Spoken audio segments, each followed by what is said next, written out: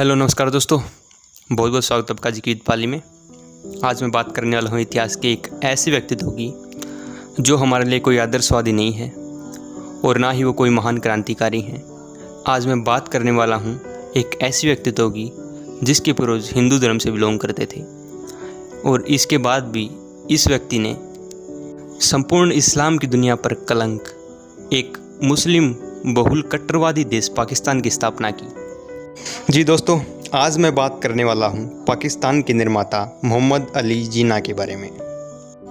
मोहम्मद अली जिन्ना के जीवन से जुड़ी हुई दिलचस्प घटनाओं और उनकी कानूनी काबिलियत के कारण मैं इस भारत विरोधी विचारधारा से संबंध रखने वाले व्यक्तित्व के बारे में जानने के लिए उत्सुक हुआ। अपने ज़माने के सुप्रसिद्ध वकील, सशक्त राजनेता और महान रणनीतिकार मोहम्मद अली जिन्ना के जीवन के बारे में विस्तारपूर्वक अध्ययन करते हैं। इनका नाम मोहम्मद अली जिन्ना था। इनका जन्म 25 दिसंबर 1876 को वजीर मेसन गांव में हुआ था। इनका जिला कराची था और सिंध प्रांत में इनका जन्म हुआ था। ऐतिहासिक तथ्यों के आधार पर इनके पूर्वज मुल्तान के हिंदू थे।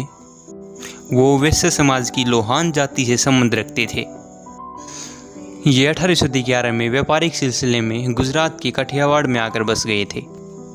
यहाँ पर इनके दादाजी ने सामाजिक दबाव के कारण इस्लाम कबूल लिया था और इस कारण ये मुस्लिम बन गए थे। इनके पिता का नाम जीणाबाई पुंजा था और इनकी माता का नाम मीठीबाई था। मोहम्मद अली जिन्ना ने मुंबई विश्वविद्यालय से मैट्रिक की परीक्षा पास की और इसके बाद Graham shipping and trading company में अप्रेंटिस की नौकरी करने लगे और इंग्लैंड जाकर बस गए। इंग्लैंड में जाकर मोहम्मद अली जिन्ना का मन बदल गया और उन्होंने वहाँ पर जाकर नौकरी से त्यागपत्र दे दिया और इसके बाद ये वहाँ पर लॉ करने लगे और बहुत ही कम समय में ये बहुत अच्छे वकील बन गए। इसके बाद इनके पिता की मृत्यु हो गई और इनके ऊपर पारिवारिक जिम्मेदारियों का बोझ आ गया। इसके बाद ये वापस भारत लौट आए और मुंबई हाई कोर्ट में ये अपनी वकालत करने लगे। इनकी प्रसिद्धि का अंदाजा इसे लगाया जा सकता है कि 1905 में बाल गंगाधर तिलक ने अपने ऊपर लगे राजद्रोह के केस को लड़ने के लिए मोहम्मद अली जिन्ना को चुना था। मोहम्मद अली जिन्ना जब वकालत करते थे तो पूरा कोर्ट बिल्कुल शांत होकर इनके तर्कों को सुनता था। मोहम्मद अली जिन्ना की एक खास बात थी कि ये बहुत धीमी आवाज़ में बोला करते थे। एक बार जज ने इनको ऊंची आवाज़ में बोलने के लिए कहा तो मोहम्मद अली जिन्ना ने उनसे कहा कि वो एक वकील है, ना कि कोई एक्टर। यहाँ पर मोहम्मद अली जिन्ना ने तर्क देते हुए यह साबित करने की कोशिश की कि आज़ादी की मांग करना कोई राजद्रोह नहीं है। शुरुआत में मोहम्मद अली जिन्ना हिंदू मुस्लिम एकता में विश्वास रखते थे और 1896 में इसी कानून ने कांग्रेस को ज्वाइन कर लिया था। यहाँ से उन्होंने बाल विवाह निरोधक कानून, मुस्लिम वक्फ को जायज़ बनाने और सॉन्डर्स समिति के गठन के लिए कार्य किया और जिसके तहत देहरादून में भारतीय मिलिट्री अकादमी की स्थापना हुई। पहले विश्व युद्ध में इन्होंने भारतीयों के शामिल होने का समर्थन किया।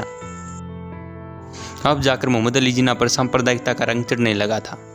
1913 में मुस्लिम लीग में वो शामिल हो गए थे और 1916 में लखनऊ में उसकी अध्यक्षता की और कांग्रेस व लीग में समझौता करा, जिसको हम लखनऊ समझौते के नाम से जानते हैं। 1906 में जब मुस्लिम लीग की स्थापना हुई थी उस समय मोहम्मद अली जिन्ना लीग की विचारधारा से सहमत नहीं थे।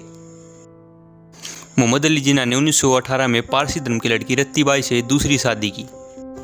इनकी पहली शादी बहुत ही कम उम्र में हो गई थी। इसके बाद इंग्लैंड चले गए और पीछे से इनकी पत्नी का निधन हो गया था। पारसी धर्म की लड़की से शादी करने के कारण मोहम्मद अली जिन्ना का मुस्लिम समाज में बहुत विरोध किया गया। इस विरोध से तंग आकर अंत में रत्तीबाई ने इस्लाम कबूल लिया। 14 सितंबर 1919 को मोहम्मद अली जिन्ना और रत्तीबाई की एक संतान हुई जिसका नाम डीना था। इसके बाद कांग्रेस में गांधी युग का आरंभ हो गया, परंतु मोहम्मद अली जिन्ना और महात्मा गांधी के विचार बिल्कुल अलग अलग थे। महात्मा गांधी के विचार थे कि सत्य, अहिंसा व सविनय अवज्ञा से आज़ादी पाई जा सकती है। इसके विपरीत मोहम्मद अली जिन्ना का विचार था कि सिर्फ संवैधानिक संघर्ष से आज़ादी पाई जा सकती है। महात्मा गांधी ने खिलाफत आंदोलन का समर्थन किया, परंतु मोहम्मद अली जिन्ना ने इसका विरोध किया। इन तमाम मतभेदों के कारण मोहम्मद अली जिन्ना ने 1920 में कांग्रेस से इस्तीफा दे दिया। 1923 में मोहम्मद अली जिन्ना मुंबई से सेंट्रल लेजिस्लेटिव असेंबली के सदस्य चुने गए और 1925 में लॉर्ड रीडिंग ने इनको नाइटहुड की उपाधि से सम्मानित किया। 1927 में साइमन कमीशन के विरोध के समय उन्होंने संविधान के भावी स्वरूप पर हिंदू मुस्लिम नेताओं से बातचीत की और लीग नेता पृथक चुनाव प्रणाली क्षेत्र की मांग कर रहे थे, परंतु नेहरू रिपोर्ट में संयुक्त चुनाव की मांग की गई थी। इसके बाद दोनों में समझौता हुआ और इसे हम 14 सूत्री समझौते के नाम से जानते हैं। राजनीतिक व्यवस्था के चलते इनका परिवार टूट गया और 1927 में ये अपनी पत्नी से अलग हो गए। इन्होंने अपनी एकमात्र संतान बेटी डीना को नौकरी के हवाले छोड़ दिया। डीना बचपन से ही माता और पिता दोनों के प्यार से वंचित रही। इसके बाद 1929 में इनकी पत्नी का निधन हो गया। इसके बाद मोहम्मद अली जिन्ना मानसिक रूप से बहुत परेशान हो गए और वो सब कुछ छोड़ छाड़ कर इंग्लैंड में जाकर रहने लगे। इस समय उन्होंने सभी राजनीतिक कार्यों को त्याग दिया था। मोहम्मद अली जिन्ना अपनी बहन फातिमा की सहायता से 1934 में वापस लौटे और आकर उन्होंने मुस्लिम लीग का फिर से पुनर्गठन किया और यहाँ पर उन्होंने अपना दोबारा से राजनीतिक जीवन आरंभ कर दिया। मोहम्मद अली जिन्ना की बेटी डीना ने एक पारसी लड़की नेविल वाडिया से विवाह कर लिया और इसके बाद पिता पुत्री के संबंधों में दरार आ गई। भारत पाकिस्तान के विभाजन के बाद भी डीना भारत में ही रही और इनके बच्चे आज भी भारत में रहते हैं। डीना वाडिया ने अंतिम समय तक अपने पिता मोहम्मद अली जिन्ना को मनाने की कोशिश की, परंतु वह सफल नहीं हो सकी। इसका मुख्य कारण था कि मोहम्मद अली जिन्ना अपनी धार्मिक कट्टरता में बिल्कुल रंग चुके थे।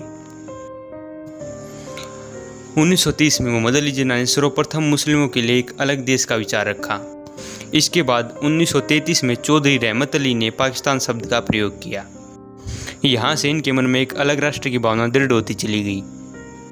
1940 के लाहौर अधिवेशन में मुस्लिम लीग ने यह तय कर लिया था कि उसका अंतिम लक्ष्य पाकिस्तान का निर्माण है। मोहम्मद अली जिन्ना ने अपने विचारों को संपादकीय रूप से लोगों में पहुंचाने के लिए 1941 में पाकिस्तान के प्रसिद्ध अखबार समाचार पत्र डॉन को निकाला। ये समाचार पत्र आज भी पाकिस्तान का सबसे प्रसिद्ध समाचार पत्र है। मोहम्मद अली जिन्ना ने महात्मा गांधी द्वारा चलाए गए भारत छोड़ो आंदोलन का विरोध किया और दूसरे विश्व युद्ध में अंग्रेजों की मदद की। इस दौर में एक और भी प्रसिद्ध घटना आई। उत्तर पश्चिम भारत में अपनी अच्छी राजनीति पकड़ रखने वाले यूनिस्ट नेता सिकंदर याद की मौत हो गई और इसके बाद वहाँ पर लीग का वर्चस्व बढ़ गया। इस प्रकार मुस्लिम लीग मुसलमान लोगों की पैरवी करने वाली एकमात्र पार्टी बच गई। इस घटना से इनके जनमत और हौसले दोनों में इजाफा हुआ। 1944 में महात्मा गांधी ने अंतिम रूप से पाकिस्तान के निर्माण को रोकने के लिए मोहम्मद अली जिन्ना से वार्ता की, परंतु यह वार्ता असफल रही और इससे पाकिस्तान के निर्माण का रास्ता साफ हो गया था। मुस्लिम लीग कोई समझौता करने के लिए तैयार नहीं थी। उसका अंतिम लक्ष्य सिर्फ और सिर्फ पाकिस्तान का निर्माण था और इस प्रकार 14 अगस्त 1947 को हिंदुस्तान की इस पावन भूमि को नफरत के 2 टुकड़ों में बांट दिया गया।